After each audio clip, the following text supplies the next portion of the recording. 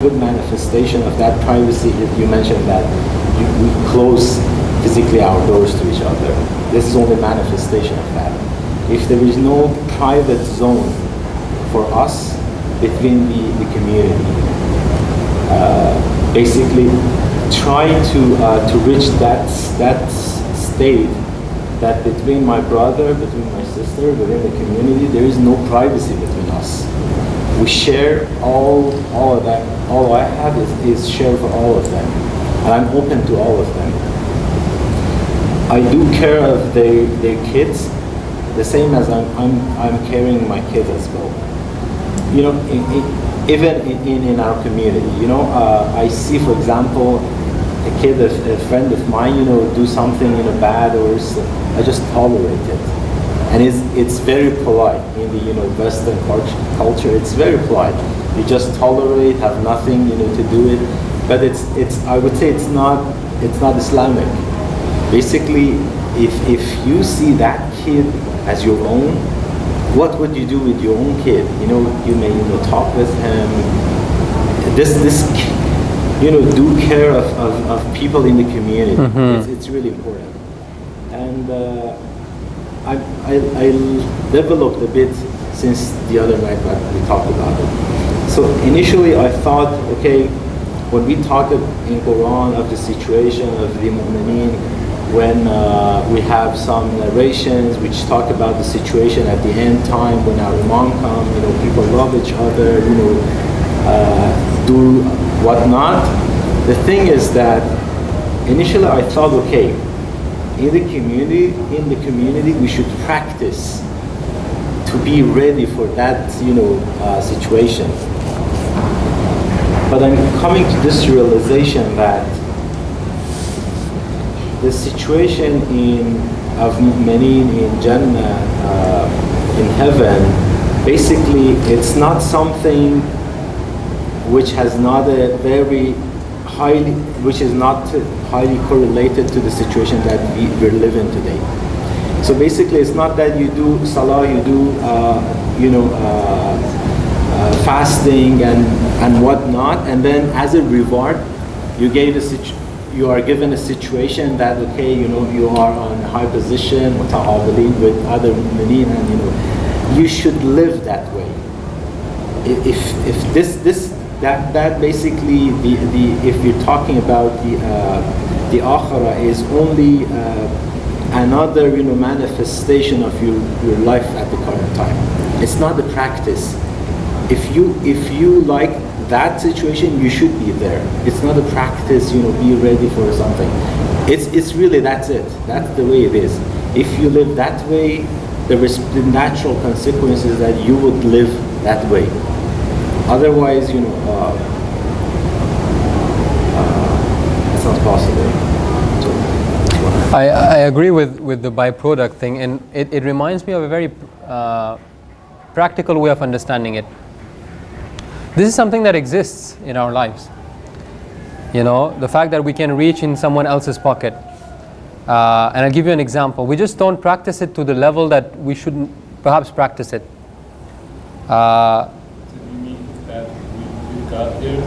No, I think no, I'm saying that this idea that there lies within brothers a comfort zone that perhaps is greater than the comfort zone that ties an individual with whom you don't have anything to do. I'll give you an example. Let's just say you go to a common kitchen, okay, in which people have put their lunch. If you're hungry, you don't have a lunch, you're not just going to open and eat from someone else's lunch, all right? You're not going to do that. I hope so. But I know for a fact that if there are some brothers with whom I'm so comfortable that if I go to their place, I can just open the fridge and eat from there, okay? I have a need, and I'll do that, and that person will not even see anything wrong in that, okay? If you take that, just this relationship, it's a very subliminal expression of what we're saying, is that I feel comfortable enough to satisfy one of my need, knowing that what is there is actually part of something that I can have access to. Now, And we don't see anything wrong with that, because we tend to give a value to things based on their monetary value, or based on how significant they are in our eyes from a materialistic perspective. So for us, alhamdulillah, we come from backgrounds in which most of us, we don't die on streets by, lack of food.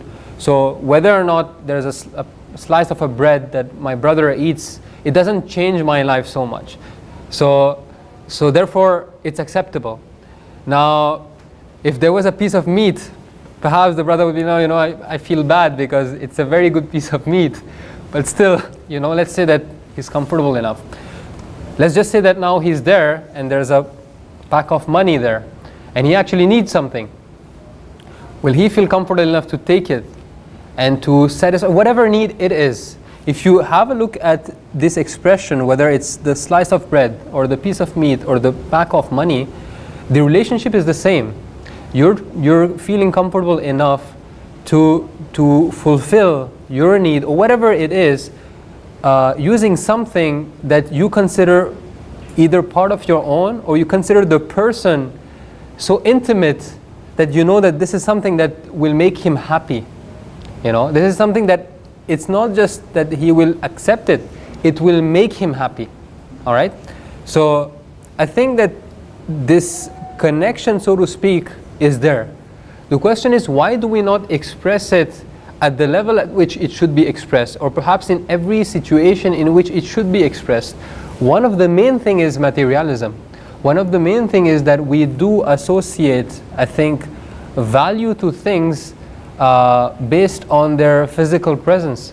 We do not necessarily see the light behind the action that we're doing. We do not necessarily see things the way God sees it from an observer. We see it from, just the action within the action itself, not from an observer's point of view, not from a sincerity point of view. And to answer perhaps your question, this is perhaps my understanding, that it is not the fact that you actually just reach a point in which, today there's someone who came to my house and he was able to satisfy his need, therefore I've reached that state. No. I think I agree with what Brother Hussein says.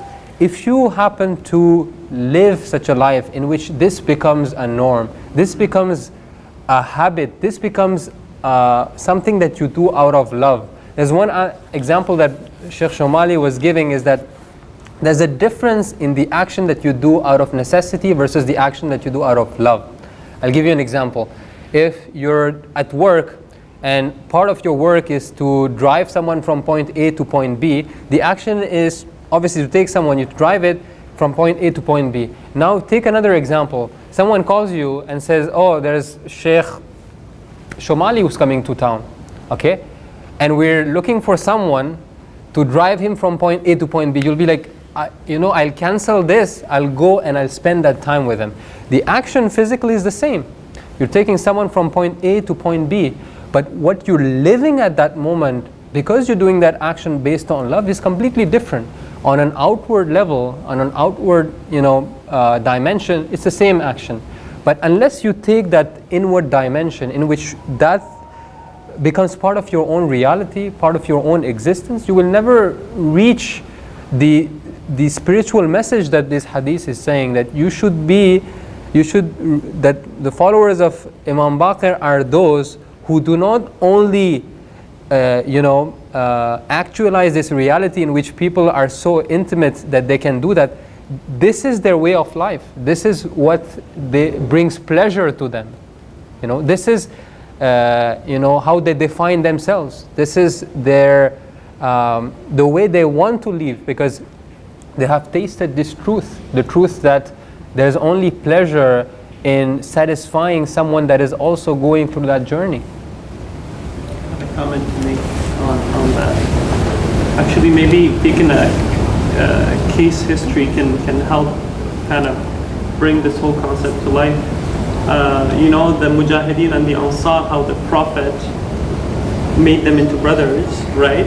And I don't think necessarily, and I loved when you said they live that, right? So I think there's a point, this aspect of expectations, right? We expect to have a private life. We expect to have bank accounts that are closed, and only us have the key and the password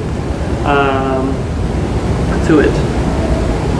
The Prophet changed that in a moment, where he changed, I think, the expectations of people, where now Ansari had to take in a muhajir, and now they developed a common relationship, and they didn't know each other from before.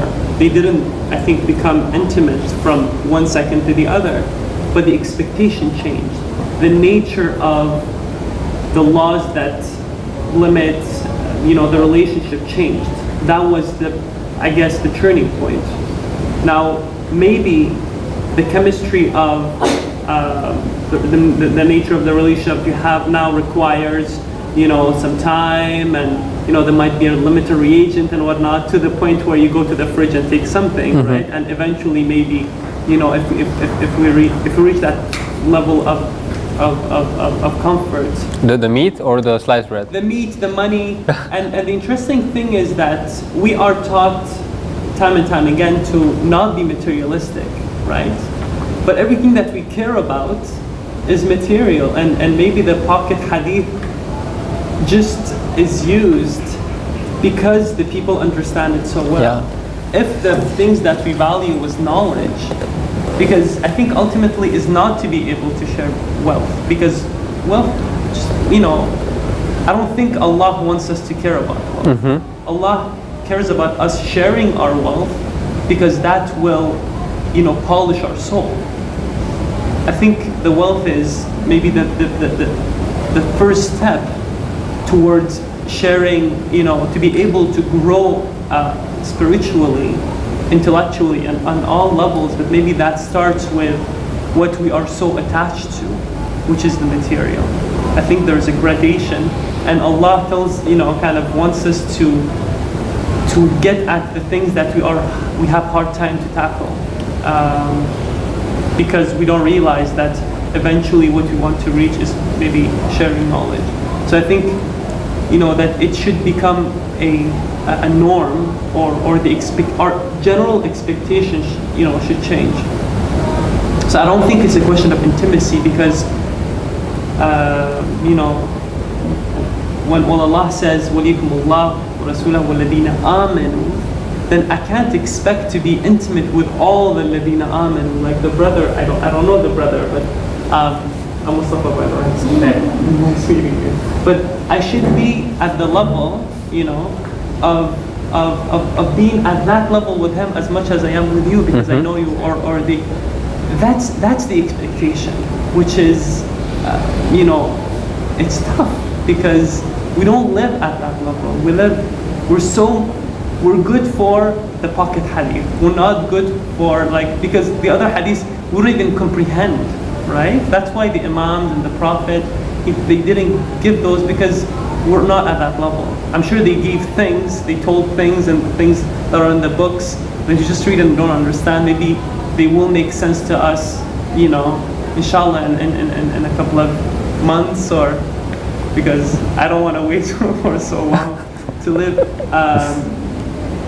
So the expectations is very important, and I think it starts with that. I just want to share some facts that I think they're against what you're saying now. We have a verse in the Quran, in the Holy Quran, that says, we have a verse in the Holy Quran that says, don't open your hand completely, don't close it tightly, take away in between. Or we have another verse that says, when you do a trade with somebody, you have to write it, and you have to have witnesses.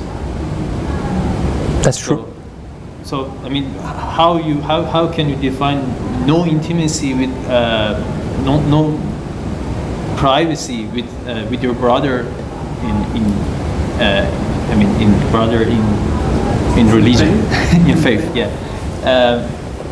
You define no privacy with him, and at the same time you can't open your hand completely, or you have to write what the trade that you have. I mean, in economic, when it comes to money, even Holy Quran doesn't say you have to have no intimacy, you have to have no privacy. I think if anyone wants to add something, yeah, go ahead. Whoever. Well, for me, I think it's simple. If we remove the disease of the heart, which is like jealousy and we wish, like, honestly, from our heart, with pure intention, to our brothers and sisters, what we wish for ourselves, like, there will be this, like, openness towards each other. So, like, if I open, let's say I open my heart about something, the other person knows that, like, intentions are pure, and it's not, like, jealousy or envy. So it can bring a connection towards each other.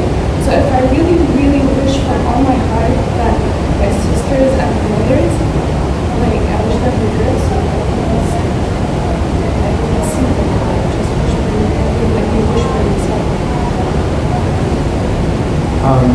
From what I understand, which is probably flawed, as much as I understand, is that the answer to what Brother Ali said about it being a byproduct, or it's what we're aiming for, I do agree that it's a byproduct, but I think that aside from the privacy, aside from the all the material concerns that we might have, there's a very basic prerequisite that we have to remember, and that's it's that in our life we are ultimately an abd of Allah.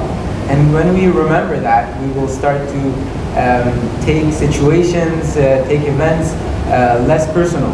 If a brother says something because he is, for example, too tired, if his sister does something because she was in a bad mood, we're not going to take it personal and start thinking about other stuff, but rather we're going to ask them why is this going on, are they okay, and really try to help them. And at the same time, I realize that it's not just not noticing a brother, taking what you have, whether it be meat or bread or any type of wealth, but it's mostly that you take pleasure in that. Like you mentioned, it's that I would be delighted for example, Brother Hussein or Brother Vaid or anyone or one of the sisters to just tell me that I have a problem and you might be able to help, or even just not be able to help necessarily with the problem, but just to be able to let them know that they're not alone.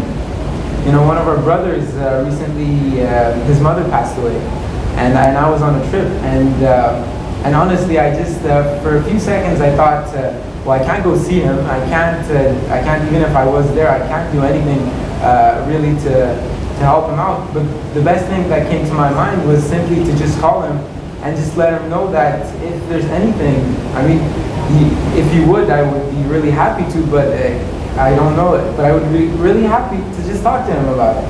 Just let him know that if there's anything, just talk to me about it. You're worried, you're sad, you just want to hug someone, you just want a shoulder to cry on, that should be good enough. That's the ultimate really caring that we should have, is to remember that ultimately we're all on the same path. And it's just, we keep on forgetting that in our life because we're so busy with the jobs we have, with the university, with everything that we plan. We forget what's the actual plan that we're supposed to follow, and it's that we're supposed to be abds of Allah. We're supposed to be followers of our imams, and when we remember that, that's when we're really going to start caring a bit more, because it's quite tough to try to find something to actually do about it, practical way of implementing it. But I think it's very related to just the way we see life, the way we think about things, the way we approach situations. And when we fix the approach, I think it's ultimately it's just going to lead to the actions changing. They were sisters. I want to complete Brother Majid. I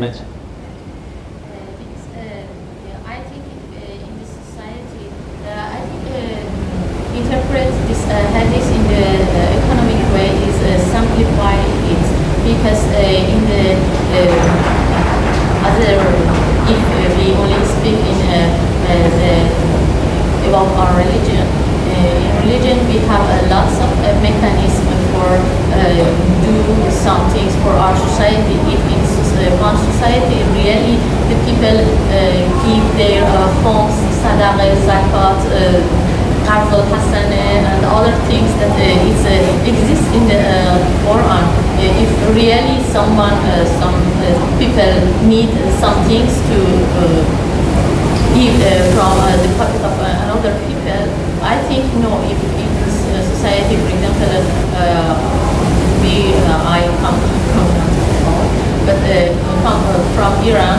It's a majority Shia society, but if somebody, for example, read, for example, 3 rakat prayer instead of 4, or for example something like this, all the people, yes, can understand that it's not exactly religion, but it's not any way for measure the homes and the zakat. It's personal. Yes,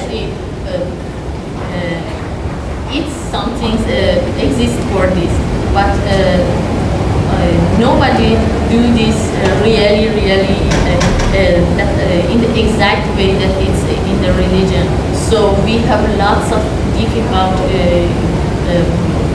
economic problem between all the people in the society that they think they are followers of Imam Ali, that Imam Ali don't say that I, for example,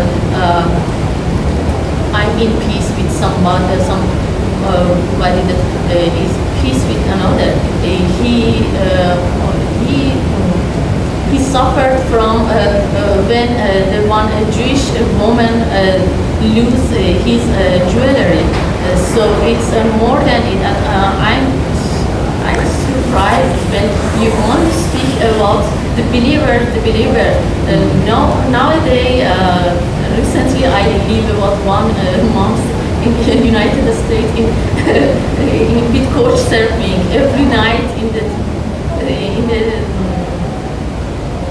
in the house of the people that I didn't know, and it's first time, and they didn't believe her, they didn't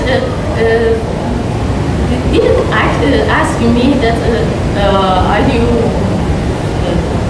what's your name even, but they share all the things that you give as an example with me, and me too. I accept the guest from Couchsurfing, and I share all things that I have in my house, but because it's my need, it's my pleasure. It's not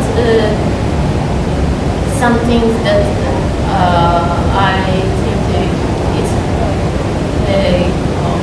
I don't know. I don't have the exact word for this. You're trying to say perhaps that this is part of your fitra. It's part of your humanity to exactly. More than this. Okay, so I to build on what you're saying, what Brother Majid was trying to say perhaps about the ayah about the trade, it actually comes back to the same thing. If we do actually see our relationship as a trade, then yes. But is our relationship a trade? The relationship between these actors is actually something that is based out of selflessness. There is no interest in that. And that is the true love. If you do something for a brother because you have an interest, then it becomes trade. Okay? But if you do it as part of your own love, it's not actually even a trade. So I don't even think it would apply in this way.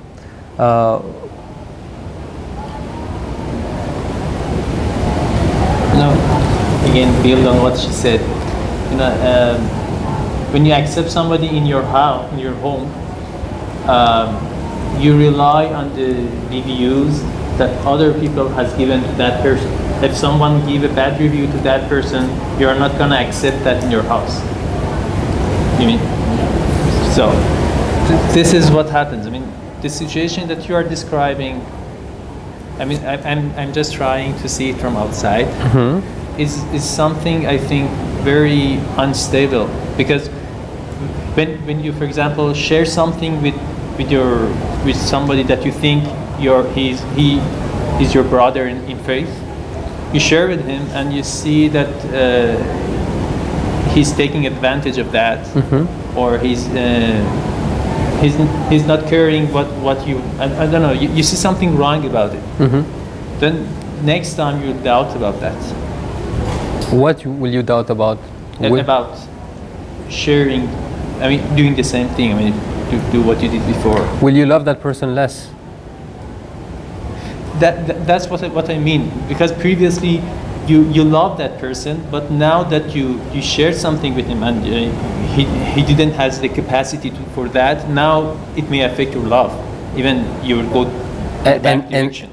But that's the thing. The in my understanding, the idea right now is not to define this relationship in as what would be the best in the best of the world. It's not a utopia. The idea is to be able to have a society in which the fundamentals that regulate the connections are based on these love. It doesn't mean that we become infallible. It just means that what is regulating that this connection is not an interest. It is something that is selfless. I'll give you an example. If I have, that doesn't mean impractical. Yeah. Because I think you care about it being practical. yeah, if it's namaz time. Okay, I'll just finish with that. If I have decided that, for example, Brother Mustafa and I, or Brother Hussein and I, will try to implement on a practical level some of these concepts, does that mean that we will start living in the same place, or that we will reach a state at which we will not even need to say anything before the other one knows what we're trying to say, or that we will reach a state at which we will never bring about a situation in which we're putting the other one outside his comfort zone, or perhaps that we will put the other one in a situation in which he will feel uncomfortable? No. I will not reveal what Brother Hussein said last time, but he actually mentioned a very personal story in which he was in a situation in which he was with a brother, and somehow when you go on this path, obviously you're putting yourself outside that comfort zone in which society tells you that this is something that no one has the right to step on, that this is something that no one has the right to tell you. And if you put yourself in that position, obviously you will feel that moment in which, my God, it's difficult, and we feel that with our own parents. Our parents have a wilayah over us, and how many times do we feel that they're saying things that we need to do, or they're doing things that it's not right, and yet we absorb it. And why do we absorb it? Because we do realize that this person has a wilayah over me. Okay, now take this concept amongst brothers. It does not mean that the moment will not come in which this brother will put me in a spot at which I will not be comfortable. It will come, and it is a necessary process for me to let go. The problem is that when this happens, can I resist? Can I say no? This is part of the journey, and it is actually through myself being able to absorb that and to say, I can see the love behind that. I can see the fact that there is no intention from him to harm me, that perhaps I will reach a state at which I will start to love him the way Allah loves me, which means to love me despite my weaknesses, despite my imperfection, that I can love him despite the fact that he has imperfections. And why not?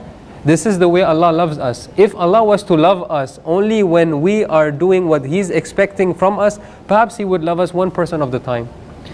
But His love is not changing. This is how our Imam love us. That our Imams are loving us in a way in which they love us despite our weaknesses. If we want to emulate that, then this is a necessary path, that we have to go through this situation in which we are put into that discomfort zone. How we react to that will define what kind of level of spirituality we have reached. If we have reached a level of spirituality in which that's going a bit further, that we do not exist, so to speak, from an egoistic perspective, the fact that, as you said, if he's telling me something that hurt me, but I bring about this awareness that I am a slave of God, he's a slave of God, and that perhaps if I want Allah to forgive me the way he is forgiving me, then perhaps I need to go through that path. I think greater than words there's is... different levels, Yeah. but for sure it also encompasses non-believers. Of course. I think that was important. Can you conclude with a verse of the Quran, and then inshallah we should go and read namaz, just a small verse. أعوذ بالله من الشيطان الرجيم بسم الله الرحمن الرحيم الله ولي الذين آمنوا يخرجهم من الظلمات إلى النور والذين كفروا أولياؤهم الطاغوت يخرجونهم من النور إلى الظلمات أولئك أصحاب النار هم فيها خالدون صدق الله العلي العظيم. اللهم صل على محمد وآل محمد.